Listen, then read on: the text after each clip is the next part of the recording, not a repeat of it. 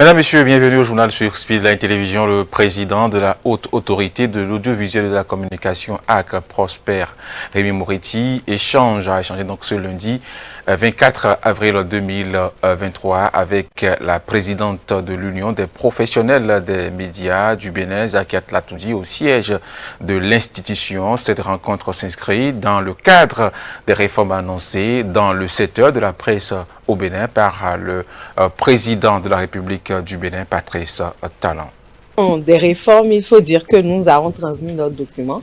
La RAC nous a informé également du travail qu'elle fait à son niveau.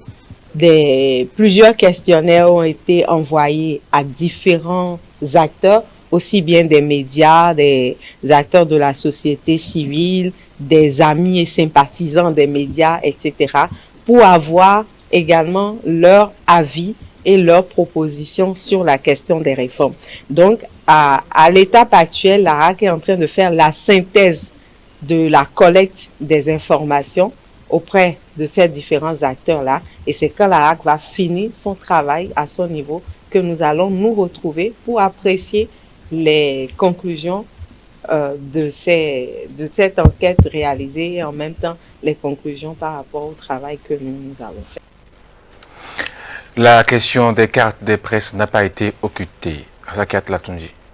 Sur la question de la carte de presse, nous avons, association professionnelle, pendant longtemps fait le plaidoyer pour des cartes modernes, pour des cartes qu'on pourra renouveler automatiquement sans rentrer dans un processus de délivrance de la carte qui semble être très long pour chacun d'entre nous. Mais pour y arriver, il faut forcément passer par plusieurs étapes. Aujourd'hui, le dossier pour la délivrance de la carte de presse en partie est confié à l'ANIP qui jouera une grande partition. Ce n'était pas le cas par le passé. Et donc tout ça demande vraiment plusieurs dispositions.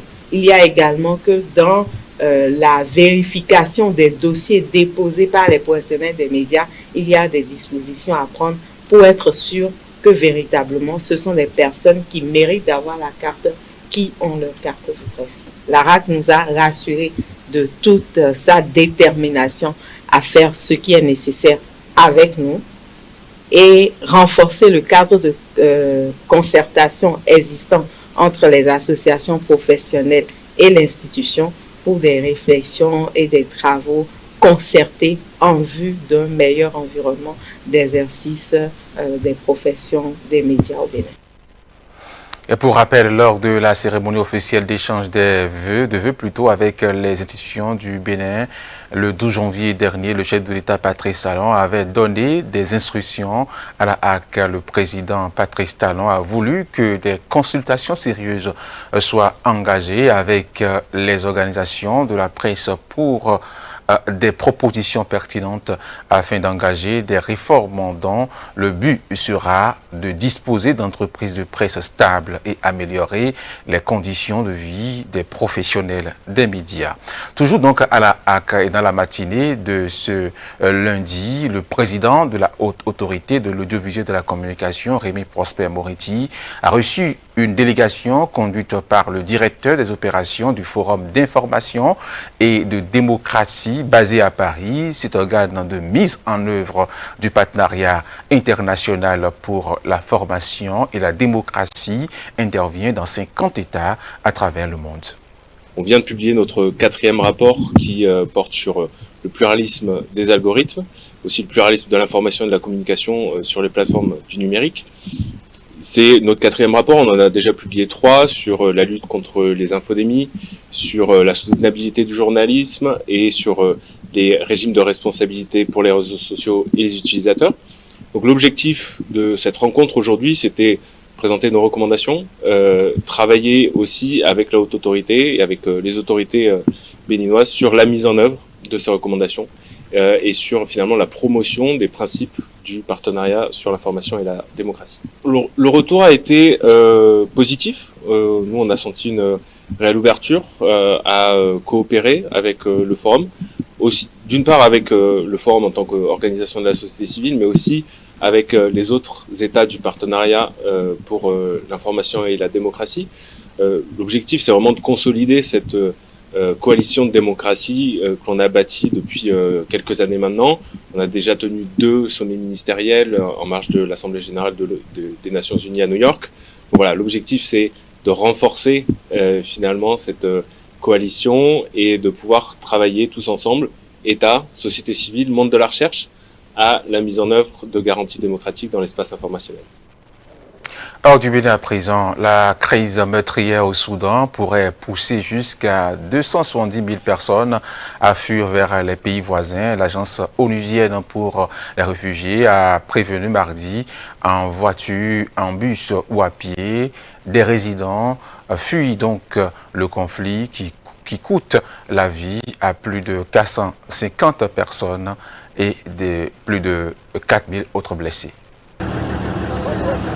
Le village tchadien de Koufroun est devenu une terre de refuge au 11e jour de la crise sanglante qui oppose les généraux Al-Burhan et Daglo.